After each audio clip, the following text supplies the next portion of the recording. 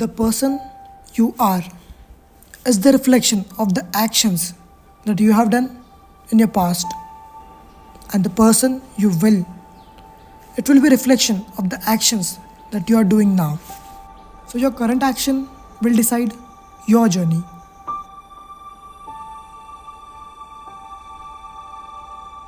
So hello, welcome back. I am Aditya and you are watching Aditya COIP. So topper series का और एक video है और आज हमारे साथ है Rutuja. She is from COIP CS second year. तो ऋतुजा आपका इंट्रोडक्शन दीजिए.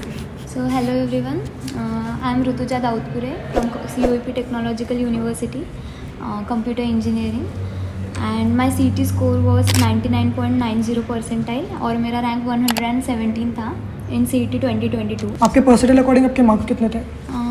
Out of 200 it was 180 marks. Okay, आपने प्रिपरेशन कैसे किया था 11th-12th में? सो पहले तो मैंने 11th के वक्त मतलब लाइक इतना सीरियस नहीं था मेरा प्रिपरेशन.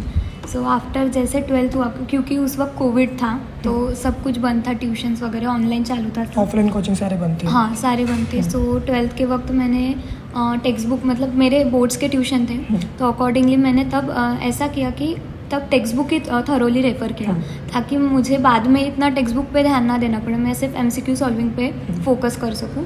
सो ड्यूरिंग जो कोविड का पीरियड था तब 12th स्टैंडर्ड में मैंने जो भी मेरे बोर्ड्स के ट्यूशन्स में टेस्ट होते थे सो वो रेगुलरली फॉलो किए. तो उसमें मेरे सब कॉन्सेप्ट्स क्लियर हो गए, like each and every derivation मैंने किया. सो फिजिक्स के सिर्फ फॉर्मूले रट के कुछ नहीं होने वाला है, we have to go through भी करना पड़ेगा. हाँ, तो वो जो पार्ट है वो मैंने पूरा 12th में किया. और प्लस मेरा PCM भी था तो इसलिए मुझे बायोलॉजी भी लिया था. हाँ, बायो का प्रिपरेशन भी करना था तो उसके लिए भी मुझे टाइम देना पड़ा लाइक इन 12th. ओके, मतलब स्पेसिफिकली CET या कोई कॉम्पिटिटिव एग्जाम के लिए आपने कोचिंग नहीं लगाई थी? नहीं, ओनली बोर्ड्स फोकस थे? हाँ, बोर्ड्स पे फोकस. ओके, तो आपने बुक्स वगैरह कौन सी रेफर की थी? बुक्स में प्रज्ञा की एक प्रज्ञा पब्लिकेशन की बुक्स है तो उसके बुक्स रेफ़र किए थे और टारगेट की भी की थी था क्योंकि उसमें वेराइटी ऑफ क्वेश्चंस है फ्रॉम स्क्रैच से पूरे टॉप लेवल तक ऐसे मुझे लगता है. तो सो मैंने वो बुक रेफर की थी. ओके, तो गाइस जैसे ऋतुजा ने बोला that she has used target in the preparation. Target ने आपके लिए लाया लास्ट 20-25 इयर्स के प्रीवियस ईयर प्रॉब्लम्स. जैसे कि आप देख सकते हो कि फिजिक्स, केमिस्ट्री, मैथ्स के प्रीवियस सॉल्व्ड ईयर पेपर्स इन्हें प्रोवाइड किया है. पूरे टॉपिक लाइक 11th में दोनों के topic wise previous year question दे रखे हैं इनने.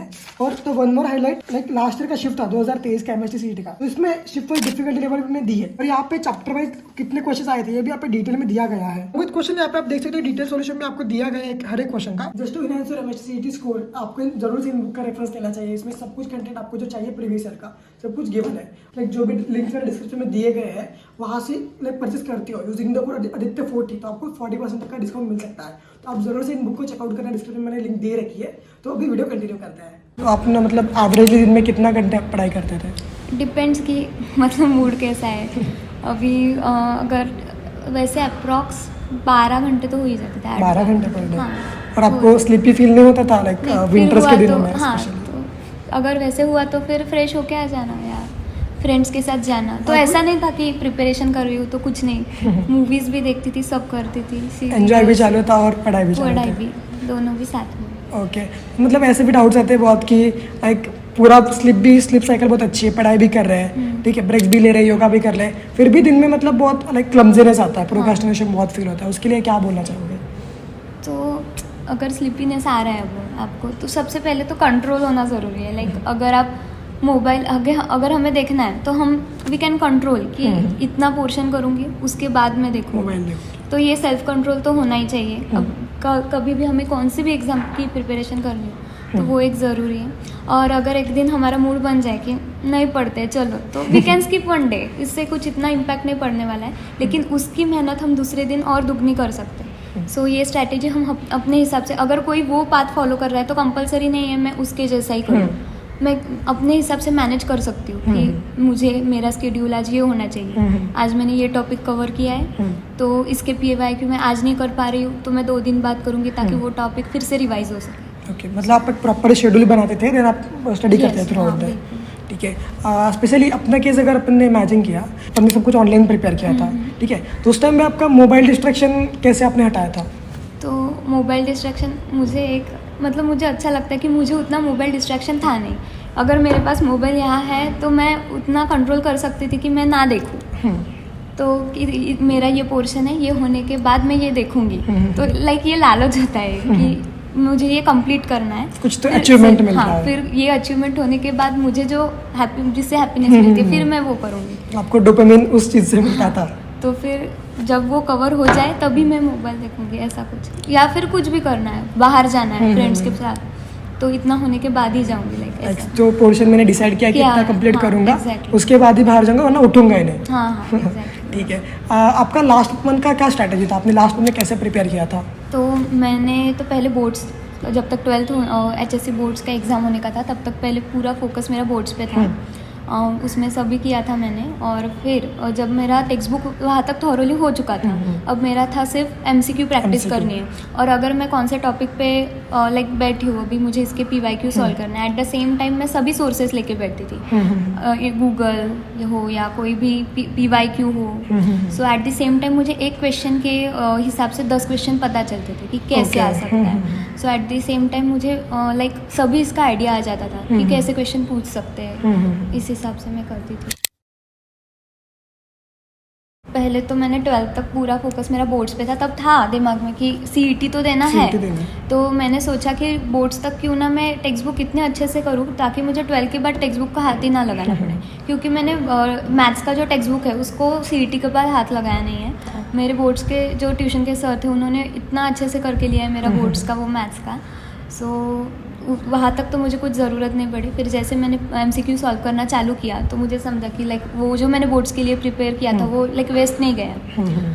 तो अभी दिन ब दिन मैथ्स की लेवल बढ़ती जा रही है। तो first of all during your boards preparation आप अपना टेक्स्ट बुक कवर कर सकते हो, और बाद में वेराइटी ऑफ क्वेश्चन एक्सप्लोर करना पड़ेगा, क्योंकि वो क्वेश्चन अभी टेक्स्ट बुक में नहीं मिलेंगे। तो वो उस पर प्रैक्टिस करना भी ज़रूरी है। मतलब बेसिकली पूरा सिलेबस एक टेक्स्ट बुक के अंदर ही है, but it's like a base, और अभी उससे हमें ऊपर जाना है, बिकॉज लेवल बढ़ रहा है क्वेश्चन। तो आपने 11th में कोचिंग वगैरह कौन से ज्वाइन किए थे? लाइक आपने ऑनलाइन तो पढ़ा नहीं था जैसे आपने बोला, ठीक है, तो कोचिंग कौन सा आपने फॉलो किया? मेरे 11th-12th में बोर्ड्स के ट्यूशंस थे, ऑफलाइन थे। लेकिन कुछ 11th में तो वो हुए नहीं, ऑनलाइन ही हुए नहीं। और फिर बाद में मैंने अपने बोर्ड्स के एग्ज़ाम होने के बाद ये क्रैश कोर्स लगाया था वर्धिष्णु करके अमरावती में, वहाँ पे क्रैश कोर्स लगाया था।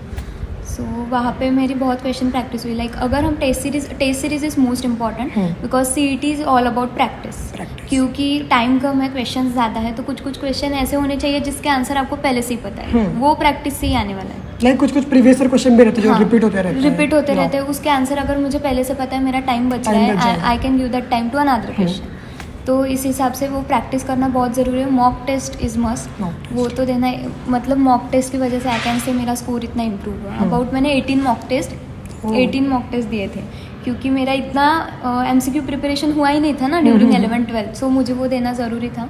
मॉक टेस्ट तो बहुत ज़्यादा ज़रूरी है। 18 फुल लेंथ मॉक टेस्ट दिए थे आपने? हाँ, full length mock test. Okay, तो आपने जैसे बोला कि पहले अपने बोर्ड्स का प्रिपेयर किया, देन आप CET के ऊपर शिफ्ट हो गए, तो आपने नोट्स वगैरह कैसे बनाए थे बोर्ड्स के टाइम पे? बोर्ड्स के टाइम पे लाइक थॉरोली नोट्स थे मेरे, क्योंकि अब अगर मुझे कोई टॉपिक नहीं समझ रहा तो कंप्लीट मेरा एक बुक मेंटेन था, उसमें मैंने वो नोट्स बनाए थे। अभी अगर मैं बोर्ड्स होने के बाद अभी CET के लिए प्रिपेयर कर रही हूँ, एट द सेम टाइम मेरा टेक्स्ट बुक भी था वहाँ पे, वो नोट्स भी थे वहाँ पे, इंटरनेट भी था, तो ऑल मिक्सअप करके, और कोई मुझे ज़्यादा पता चल रहा है वहाँ पे ही मैं नोट करती थी कि ये एक्स्ट्रा है, इससे हम ये लिंक कर सकते हैं। और सबसे मेन चीज़ है कि अगर आप पढ़ाई कर रहे हो तो आपको लिंकिंग आना चाहिए कि ये इसके साथ इस हिसाब से लिंक हो सकता है। कुछ चीज़ें ऐसी रहती हैं याद नहीं रहती, तो we can link it with something कि जिससे हमें वो याद रह सके। लाइक वो पीरियड टेबल अपन याद करते हैं, वो जो जैसे वो रहता है सीक्वेंस, या कुछ भी हम अपने निमोनिक्स बनाते हैं, ऐसे कुछ भी वो होना एक ज़रूरी है। और बाद में मैथ्स के लिए तो प्रैक्टिस ही ज़रूरी है, वहाँ पे नहीं चलेगा कोई। और रिएक्शंस में अगर अपने नेम रिएक्शन तो बहुत सारी है 12th के टेक्स्ट बुक में, सो नेम रिएक्शन को हम रिएक्शन के साथ कैसे लिंक कर सकते हैं, वो एक ज़रूरी है। उसके बाद हम इतना सारा सिलेबस है, उसमें हमें कन्फ्यूजन नहीं होना चाहिए कि ये टॉपिक कौन से लेसन से। अभी कुछ एक क्वेश्चन आएगा कॉमन जिसमें एक लेसन का भी होगा और दूसरे लेसन का मिला के गिस्ट होगा। हाँ, तो वो हमें डिफ्रेंशिएट करते आना चाहिए कि I can use this concept from this chapter here, और वो कंसेप्ट फ्रॉम दैट चैप्टर। तो चैप्टर वाइज स्ट्रेटेजी क्या था अपना? लाइक सब्जेक्ट वाइज स्ट्रेटेजी आपका क्या था? फिजिक्स के लिए, मैथ्स के लिए और केमिस्ट्री के लिए? तो मेरा ये था कि पहले तो पर डे point. मैंने तीनों का भी एक एक टॉपिक तो भी एटलीस्ट करना चाहिए. Okay. नई चैप्टर हो रहा है, एक टॉपिक तो भी करना चाहिए. अभी डिफरेंशिएशन और इंटीग्रेशन जैसे टफ चैप्टर है, उनका एटलीस्ट 5 क्वेश्चन एक दिन करो. मतलब उतना ही हमें रोज़ याद रहता है, हम भूल नहीं जाते. क्योंकि अगर हमने आज किया और उसके 7 दिन बाद किया तो वो 7 दिन में जो भी पढ़ रहा है वो सब मिक्सअप हो जाएगा, वो याद नहीं रहेगा. तो इसलिए हमें रोज़ इंटीग्रेशन के 5 क्वेश्चन, डिफरेंशिएशन के ऐसे ही हम चलते फिरते ऑब्वियसली कर सकते हैं. उतना टाइम तो दे ही सकते हैं. और फिर फिज़िक्स के लिए अभी फार्मूले रटने से मतलब हमें चाहिए पता डायरेक्ट फार्मूला, लेकिन वो फार्मूला आया कैसे, उसका डेरिवेशन भी हमें पता होना चाहिए. बिकॉज जब तक हमें डेरिवेशन पता है हम उससे रिलेटेड बाकी के भी क्वेश्चन सॉल्व कर सकते हैं. अगर रूट पता है तो हम उससे कुछ भी कर सकते हैं, फॉर्मूले को डिराइव कर सकते हैं. हाँ. तो कभी कभी क्या होता है, कोई ऐसा क्वेश्चन आता है जो उस फॉर्मूले के डेरिवेशन जैसा होगा, डायरेक्ट फॉर्मूले पे बेस्ड नहीं होगा. सो ऐसे डेरिवेशन भी इम्पोर्टेंट है. डेरिवेशन भी इम्पोर्टेंट है. सो हमें पता होना चाहिए, उतना ही कंसेप्ट हमारा क्लियर होगा और स्ट्रॉन्ग हो जाएगा. और रही बात अभी ऑर्गेनिक केमिस्ट्री, अगर हम देखें तो उसमें बहुत से नेम रिएक्शन है. फर्स्ट ऑफ ऑल मैंने तो नोट डाउन किया सभी रिएक्शन, उनके नेम्स और वो जो कुछ ऑर्गेनिक रिएक्शन तो रटना ही पड़ेगा. वो तो रटना ही पड़ेगा. और वहाँ पे हम नेम जो है रिएक्शंस के नेम, उसको ये रिएक्शन है, इसमें अल्कोहल है, तो हम कुछ ऐसा कर सकते हैं कि लिंक कर सकते हैं ये नेम ये प्रोडक्ट. सो ऐसा करके हम उसे ध्यान में रख सकते हैं. बाद में आया प्रॉपर्टीज़. इधर अगर हम प्रॉपर्टीज़ ऑफ अल्कोहल वगैरह, वो भी हमें मोस्ट ऑफ जैसे जैसे हम एक्सप्लोर करेंगे कि ये ऐसा ऐसा दिखाता है. जैसे कि केमिकल काइनेटिक्स वगैरह हुआ, तो उसके क्वेश्चंस लाइक बहुत इंपॉर्टेंट है, इंटरेस्टिंग भी है. तो हम उसमें अगर अभी उसके लिए मैंने फिजिक्स वाला का एक चैनल फॉलो किया था. I think it help me a lot. हमें एक्सप्लोर करना ही पड़ेगा कि मैं इधर से ये टॉपिक लूँगी. एक्सप्लोरेशन में और एक होता है कि ना बच्चे एक साथ बहुत सारे पब्लिकेशन फॉलो करते हैं. एक सभी संदे के टारगेट कर लो, मार्बल कर लो, ये कर लो, वो कर लो. तो एक साथ आपको क्या लगता है कि एक साथ 4-5 पब्लिकेशन फॉलो करना चाहिए और you should stick on a single publication? मुझे लगता है एक ही पब्लिकेशन पे रहो, एक ही पब्लिकेशन 2 बार करो, उसमें हर एक बार नया कुछ मिलेगा. Varieties of questions. Variety doesn't matter कि तुम वही फॉलो कर रहे हो, हमेशा नया मिले. 10 करने से अच्छा है 1 करो. मैथ्स की जो टफनेस है वो दिन ब दिन बढ़ती जा रही है, उसके लिए आप क्या कहना चाहते हो? रूट बेस करो पहले पूरा clear. Differentiation, integration and all of this thing should be clear. और उसके बाद practice is most important. Practice तो होनी चाहिए. मतलब मुझे तो भी लगा कि practice is most important for math. और फिर रही बात लेवल की, सो अगर आपकी प्रैक्टिस हो चुकी है, कंसेप्ट क्लियर है, you can deal with that level. How to manage boards with CET? हाँ, boards with CET is bit tough. मतलब मुझे तो टफ गया. मैंने पीसीएम भी हैंडल किया है पूरा 12th. हाँ, बायोलॉजी भी था मेरा. और उसमें मुझे मतलब बायोलॉजी इज़ ऑल अबाउट रटना ही है. तो वो पूरा 12th तक मैंने रटा है बायो. भले मुझे उसका कोई काम नहीं पड़ा, लेकिन फिर पहले तो मैंने 12th तक पूरे बोर्ड्स के एचएससी के जो भी टेक्स्ट बुक थे वो किए. इससे मेरा प्लस पॉइंट ये था कि मैंने वो पूरा नॉलेज अभी अप्लाई किया एमसीक्यू सॉल्विंग. अभी मैंने बोर्ड्स का थ्योरी नॉलेज इम्प्लीमेंट कर दिया एचएससी एग्जाम में, उससे भी मेरा स्कोर बहुत अच्छा आ गया. और वही नॉलेज मैंने अभी अपना बेस रखा, रूट रखा और डायरेक्ट एमसीक्यू सॉल्विंग के लिए स्टार्ट कर दिया. सो वी कैन मतलब अब हमारे दिमाग में अगर प्लान क्लियर है कि I can manage this with this at this time, so तब हो जाएगा बोर्ड्स मैनेज. मतलब प्रॉपर प्लानिंग बनानी भी बहुत जरूरी है. How to prepare more in less time? Persistency, consistency, ये सब चाहिए. अगर आपका 5 चैप्टर अगर रह गए हो तो आप एक दिन में लाइक हर एक का बेस क्लियर करके जाइए. जैसे जैसे प्रिपेयर कर रहे हैं वैसे वैसे लाइक कॉन्फिडेंस थोड़ा कम फील हो रहा है कि कुछ आएगा नहीं, मतलब. और फैमिली प्रेशर भी बहुत ज़्यादा है, उसको आपने कैसे डील किया था? तो फर्स्ट ऑफ ऑल जब मैंने पहली टेस्ट सीरीज़ दी थी तो मेरा फिज़िक्स और केमिस्ट्री आधा कंप्लीट हुआ था सिर्फ विदिन 3 आवर्स. ओके. तो मुझे तब इतना डाउन फील हुआ था कि how will I manage to solve इतने क्वेश्चंस इन इतना कम टाइम. सो मैंने तब इतना लाइक टाइम पे बहुत वर्क किया है, टाइम पे बहुत वर्क किया है. मैंने जो भी मॉक टेस्ट दिए हर एक मॉक टेस्ट मैंने टाइमर लगा के सॉल्व किया है, so that I can manage my time, I can see what improvement I have made. तो इसके लिए हमारा प्लानिंग ज़रूरी है. हम कहाँ कम हैं उस पार्ट को इम्प्रूव करना ज़रूरी है. तो जहाँ पे आपको लगता है कि आप लैक कर रहे हो, so you can improve that area. Don't feel कि वो अदर व्यक्ति उस पार्ट पे ज़्यादा ध्यान दे रहा है तो मैं भी नहीं. वो आपका खुद का है कि आप कहाँ पे पीछे हो. You can improve that part and if you are good in this part you do not need to revise it again and again. मतलब एनालिसिस करना भी बहुत इंपॉर्टेंट हाँ. है. अभी दिसंबर का मंथ चालू है, ठीक है, तो बहुत डाउट्स ऐसे भी आ रहे हैं कि अगर अभी से स्टार्ट किया, लाइक बहुत केस ऐसी कि मैंने कुछ भी पढ़ा नहीं अब तक, Okay. मैं अगर स्क्रैच से अभी से स्टार्ट करूँ तो क्या मैं मेरे CET तक फोड़ सकता हूँ या फिर लाइक 99+% स्कोर कर सकता हूँ क्या? So it depends. मतलब अगर आपकी कंसिस्टेंसी बहुत तगड़ी है तो यू कैन डू इट. अगर आपके कंसेप्ट आप क्लियर कर रहे हो, करना चाहते हो, आप उसके लिए वर्क कर रहे हो, so you can do it. लेकिन अभी इतना कम टाइम में अगर करना है तो यू कैंट से कि मैं आज टाइम पास करूँगा और फिर कल करूँगा, ऐसे नहीं होगा. आपको रोज करना है. हो सकता है, इट्स नॉट इम्पॉसिबल, हो सकता है. कंसिस्टेंसी बहुत ज़रूरी है. ओके. और महाराष्ट्र के बुक्स लाइक जैसे कि बुक्स है वो सफिशिएंट है क्या CET के लिए to score more than 99%? HSC का तो सफिशिएंट नहीं है. You can use it as one of the sources, लेकिन वो सिर्फ एक सोर्स नहीं है. आपको बाकी प्रीवियस ईयर पेपर, अगर किसी को टेस्ट सीरीज का बंच वगैरह आता है, लाइक वो आप सॉल्व कर सकते हो. You can also refer to the JEE question, क्योंकि कुछ JEE मेंस के क्वेश्चन भी CET में आते हैं. So you should go through it, क्योंकि उनका अभी दिन ब दिन टफनेस लेवल बढ़ता जा रहा है. सो आपको वेराइटी ऑफ क्वेश्चन एक्सप्लोर करते आना चाहिए. हर एक question you can't stick to one question, one formula कि ये फार्मूला है, इसके बेस पे क्वेश्चन आएंगे, ऐसा नहीं होगा. वेराइटी ऑफ क्वेश्चन आएंगे. अभी अगर आप एक डेरिवेशन कर रहे हो तो ये फाइनल फार्मूला जो है उसके बेस पे क्वेश्चन नहीं आएगा. उसके इंटरमीडिएट स्टेप में कोई फार्मूला डिराइव हो रहा है, उसके भी बेस पे आ सकता है. सो इसके लिए थॉरोली डेरिवेशन आना ज़रूरी है. और उसके लिए ये सब जो है ना बाकी के बुक्स में दिया होगा कि you can use this intermediate step as a formula. ऐसे आइडिया अभी बाकी के बुक में मिलेंगे. सिर्फ HSC रेफर करना मुझे नहीं. जैसे कि आपने बोला कि डेरिवेशन भी इम्पोर्टेंट है. हाँ, तो सिर्फ HSC के text book is not sufficient according to me. Okay. जैसे कि पढ़ाई कर रहे हैं कंटिन्यूसली और जो लाइक अपन ने लाइक एक महीने पहले का चैप्टर कंप्लीट किया है तो अभी कुछ भी याद नहीं आ रहा है. उस पर्टिकुलर टाइम पे वो चैप्टर पूरा याद था, क्वेश्चंस भी लगाए थे, बट अभी याद नहीं है. तो रिवीजन कैसे इतने इफेक्टिवली करें कि अपन को लाइक 1 मंथ 2 मंथ पहले का भी चैप्टर रिवाइज होना चाहिए? तो that is by notes making. जब आप वो चैप्टर अच्छे से कर रहे हो, थोरोली कर रहे हो, तो आपको तब इतने अच्छे नोट्स बनाने हैं कि you should not need to refer that text book again. You can refer to your notes and just get an idea about what you have learn at that time.